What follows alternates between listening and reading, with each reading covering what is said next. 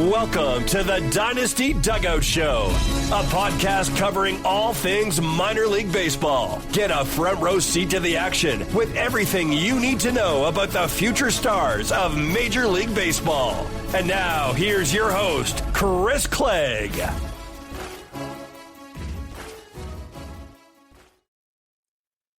All right, welcome back to the show. We made it to Friday. It's April 11th. And we're going to talk about baseball.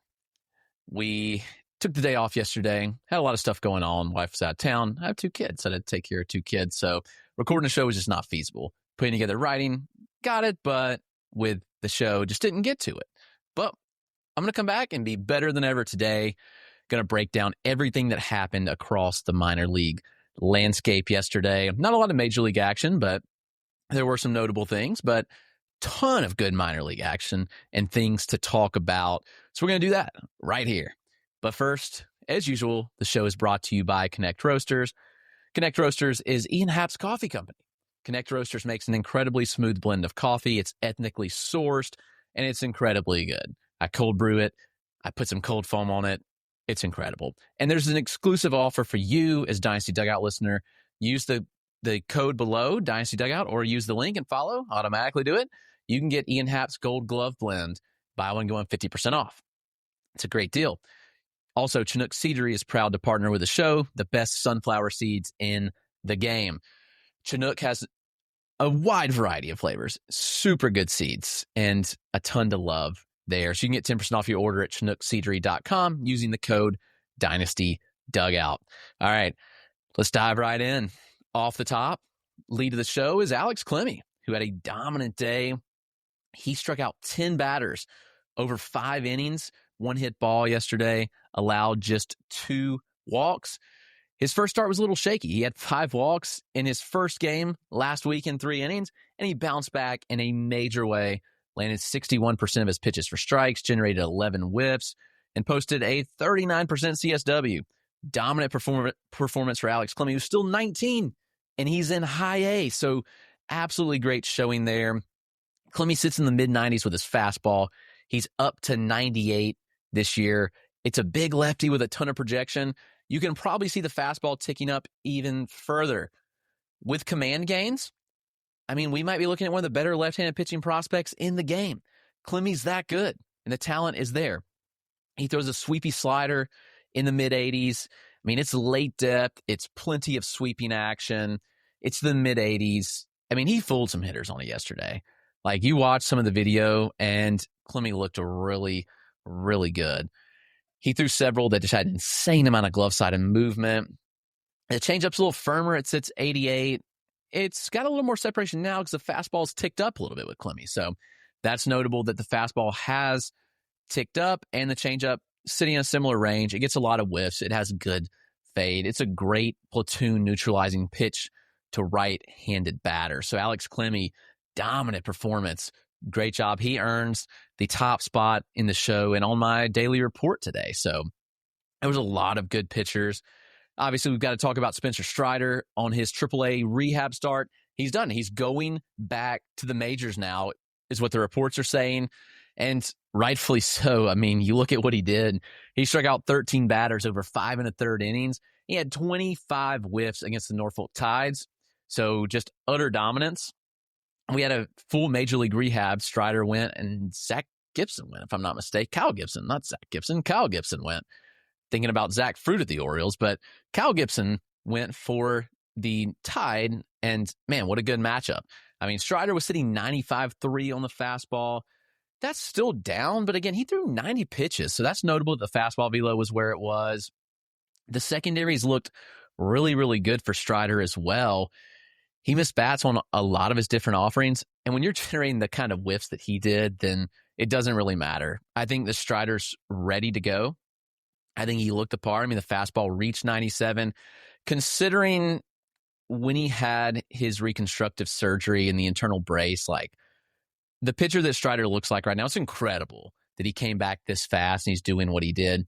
12 whiffs on the fastball, 10 on the slider, 3 on the changeup, 75% whiff rate on the changeup, 4 swings, 3 swinging strikes, 71% whiff rate on the slider, and 48% whiff rate on the four seam. That's a 56% whiff rate on the day and a 44% CSW. Strider's fastball is actually getting more IVB. It'll be interesting. It probably plays down a bit in the majors. The AAA ball is a little different. So he was averaging 19 inches of vert, 21 tops.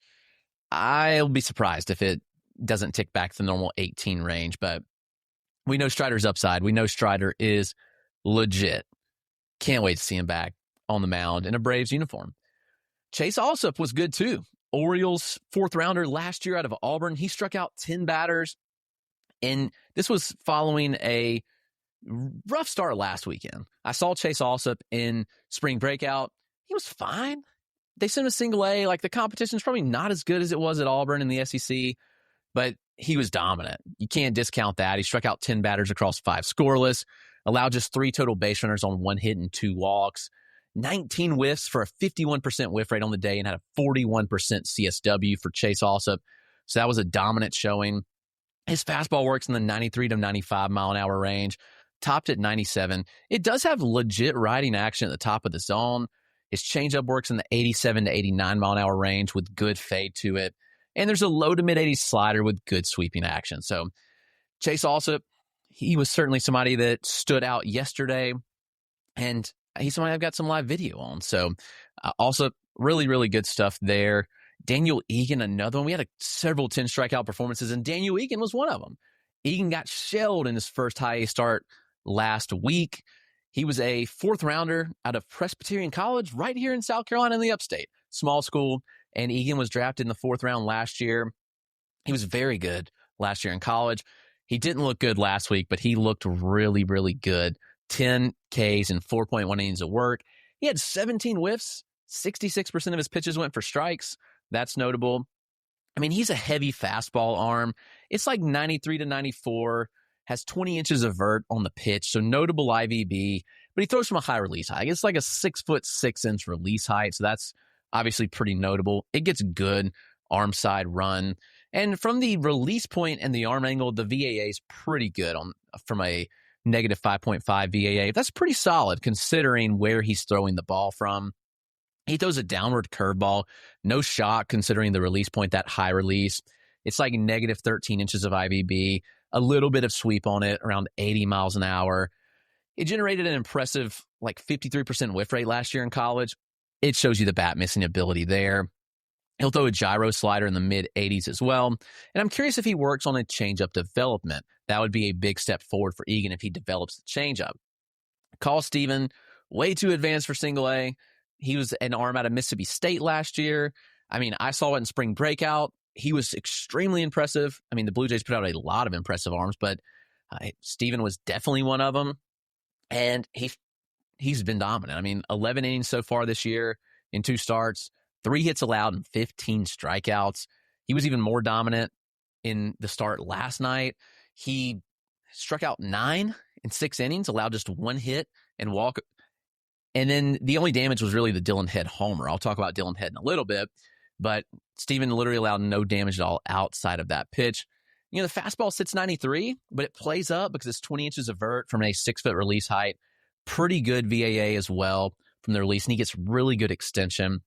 It's a heavy fastball usage, 65% usage in college. It's stayed there in pro ball so far. You know, he's differentiating the cutter and slider a little bit more than when I saw him in spring breakout, which is notable. Cutter's like 85, 86, a couple 87s with more carry, 4 inches of horizontal. Slider was 83 to 85 with like 6 to 7 inches of glove side movement. He did not throw his upper 70s curveball yesterday, but it is part of the arsenal. Changeup sits 83 to 86 with good carry and fade on it. Khal Stephen, Khalstephen. Khal Stephen, name to know. Nazir Mulé, he's been dominant. He was drafted in 2022, 4th round pick out of high school, 2-way guy, had Tommy John surgery.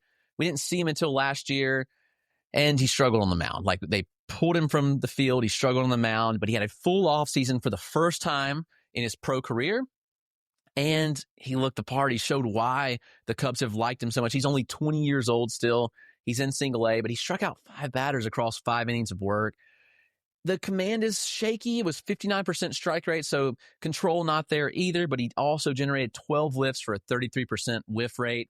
It's an electric fastball in the mid-90s that reaches 99. I mean, it's an incredibly flat approach angle. Like, you watch where he releases it from, and you're watching this video on YouTube. I mean, Nazir Mule is like, okay, yeah, I see why he's missing bats with the fastball because it's an arising effect on that pitch. The slider was dominant on Thursday night.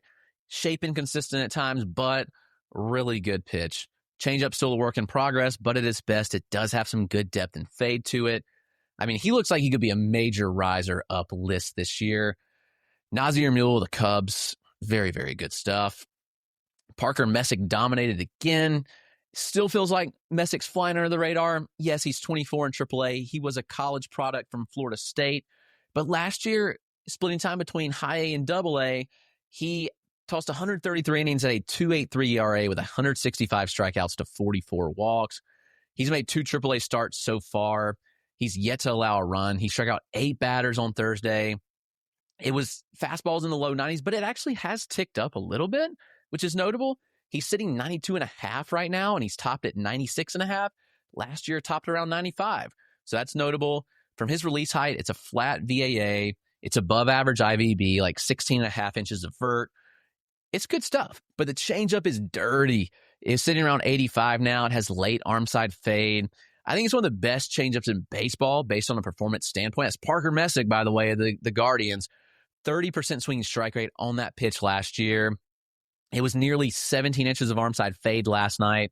Really good depth to it. He mixes in a slider and a curveball. It's good command. The arsenal plays well. He throws strikes. Parker Messick's a dog, and I think he's going to pitch in Cleveland by this summer. And people are going to be like, what happened? Like, how did this guy? Yeah, he's legit arm. I think that I've probably been too low on him.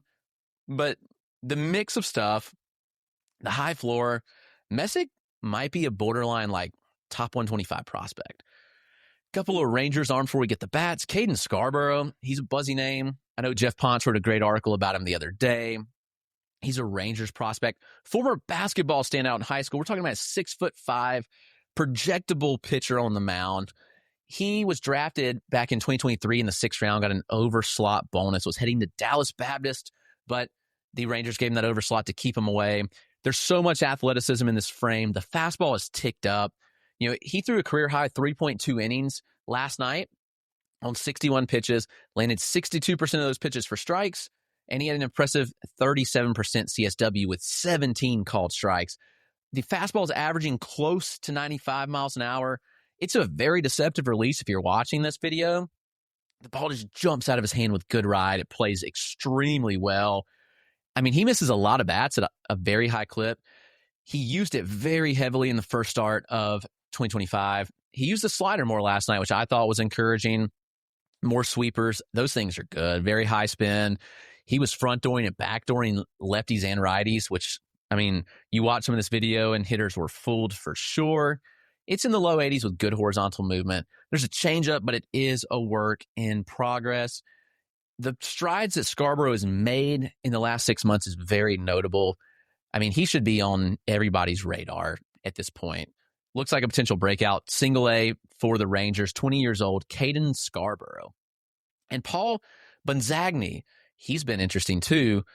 He was a 2023 12th rounder out of Southern Illinois' Carbondale. Not just Southern Illinois. It was even a smaller branch of Southern Illinois University. He entered 2025 with a little bit of breakout appeal. He's looked good. He was good in his first start, but even better last night. 5 innings of one-run ball with 7 strikeouts. It's a mid-90s sinker. Has been up to 99 at times. Heavy ground ball pitch. The slider has very solid sweeping action in the 82 to 84 range. Changeup lacks velocity separation from the fastball, but its movement profile does play well off the sinker. It sits like 89. He's looked really good too. I'll see him next week, actually, that I'm really looking forward to. So those are the pitchers to note. Let's talk some hitters because there's a lot of notable hitters as well. But first, let's take a quick break. All right, let's talk some hitters that stood out yesterday across the minor league landscape. Starting with Jimmy Crooks, one of my favorite underrated catchers in minor league baseball. He had a big day on Thursday, collecting 3 hits and was a triple shy of the cycle. He drove in 6 runs in the process. He struck out in the first inning. He shook it off, and he was dominant. He nearly collected an opposite field hit immediately after, struck 89 miles an hour, traveled 297 feet, but it was robbed on a good play by Mike Antico down the line. Then he got going, sixth inning, pulled a deep fly ball that landed on the warning track, 101 mile an hour double. In the seventh inning, single left the bat at 99 miles an hour. He got an at bat in the ninth inning. The team was up 5-3, and he cranked a 3-run homer. Sure, the surface stats aren't really lighting the world on fire, but the under the hood data looks good. Crooks is running a 105 mile an hour ninth percentile exit velocity in the early going. It was 107 last year, so that stands out. He has an 85% zone contact rate. The approach is good. Last year, Jimmy Crooks dominated, and he didn't really get the recognition he deserved. He's good behind the plate. He threw out 33% of base runners that attempted to steal on him last year in Double-A. I don't know. I think this might be a guy that people just aren't talking about enough. But what about Slade Caldwell, who people do talk about? First rounder by the Arizona Diamondbacks last year. He had his first career pro home run. That was of note. It wasn't a cheapie. It was an opposite field shot for Caldwell. He also almost left the yard again to the pool side. Had a double that banged off the wall. That wall looks pretty tall. It looked like it was about 15 feet tall. He hit up at least halfway up the wall. And he had another opposite field double that barely landed inside the chalk down the left field line. Caldwell's small, but he plays well above his frame. He is an exceptional player. He hits the ball hard for his size. He's got some speed as well. And the contact skills are good. He's looking really good across all aspects of the game. Looking at the underlying data, I think there's some things to like with Caldwell. He looks like a top 100 prospect to me.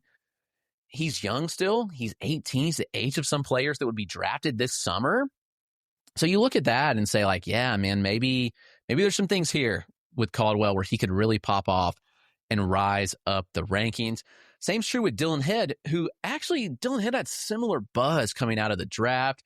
Head was drafted first round by the Padres, and it's been a few years. He has not been healthy for most of his career to this point. He's 20 and a half years old. He was drafted first round back in 2023. He went to the Marlins in the Luis Arraez trade last summer.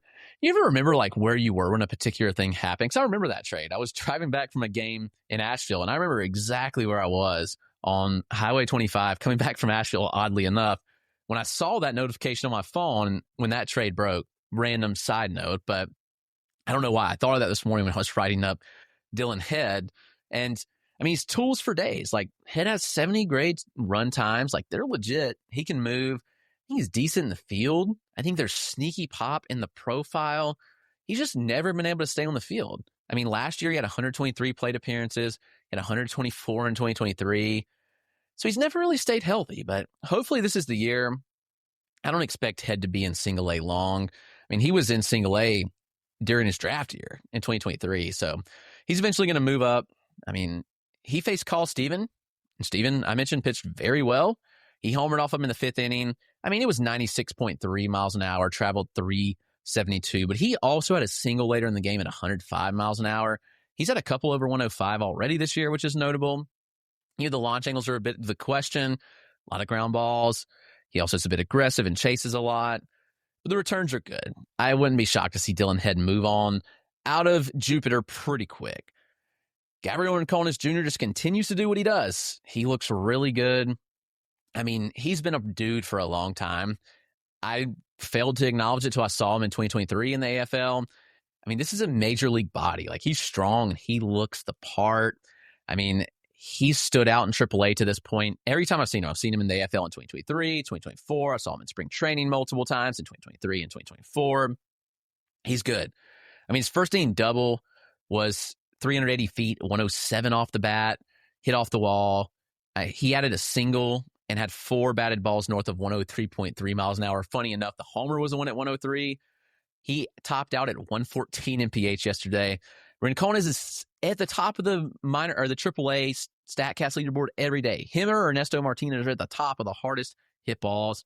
He has an 86% zone contact rate with a 110 mile an hour 90th percentile and a 50% hard hit rate, which is quite notable for sure.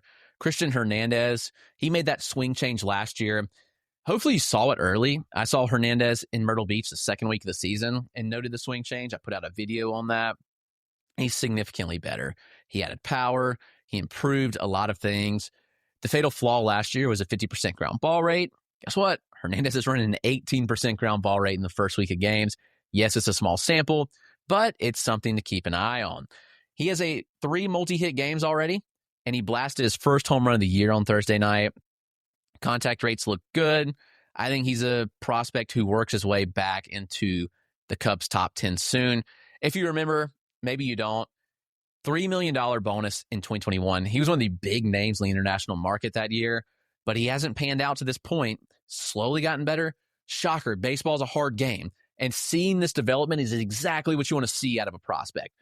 I'm rooting for Cristian Hernandez. He's 21 years old with the Cubs in high A. He made it to high A last year. He'll probably get to double at some point this year. So props to Cristian Hernandez for the continued success. I think that he's going to be quite fine. Looking at some others, just quick hits that caught my eye yesterday. Several 4-hit games, but one of them, Ricardo Cova. Not a name I was overly familiar with. 20-year-old in single A with the Mariners. He's been swinging the bat well. He homered, drove in 4, and had a walk, so he reached base 5 times. Ricardo Cova is a name that I'm going to dig into a little bit more because just seeing him pop early, like, all right, there's something here. Daverson Gutierrez of the Mets. That's Daiverson Gutierrez. He had 3 hits, drove in 2. He's a 19-year-old catcher in single A. He had a lot of buzz, and he's one of the younger prospects in full season ball right now. He was a big international signee, so keep an eye on him. Cooper Kinney had 3 hits, including a home run. Rays, he's a talented prospect, second baseman, big for a second baseman, but legit stuff there. Anthony Gutierrez looks like a potential breakout. A couple years early, I thought he was going to break out several years ago. He played all last year hurt, so that was notable. And he had 3 hits on the day. Stone Russell, who I mentioned in my live looks, he continues to swing it well. He was a prep draftee in 2023 by the Royals out of IMG. He's had a slow development process, but he's in single A. He's looked really good in my looks. He's had 4 straight multi-hit games for what it's worth. He's only 20. He's got a great frame. He's plays around the infield. Stone Russell's a guy to keep an eye on in deep leagues. May go ahead and add him in the deepest leagues and just see where it goes. In worst case, you can drop him. But yeah, he's certainly somebody that caught my eye. After I kind of dogged Gabriel Gonzalez a little bit after spring breakout and seeing him in the spring look really bad, he's hit another 3-hit game. He had a double. He looks good at the plate. The defense is terrible, though. Like, he's a DH, and I'm not sure he's got the bat to be a DH, frankly, so that'll be something to watch as well. Jared Thomas, drafted out of Texas last year to the Rockies. He's looking good. Had a 3-hit day last night. There's a lot of guys that are kind of popping pretty early. Jose Fernandez was mentioned to me in the Discord.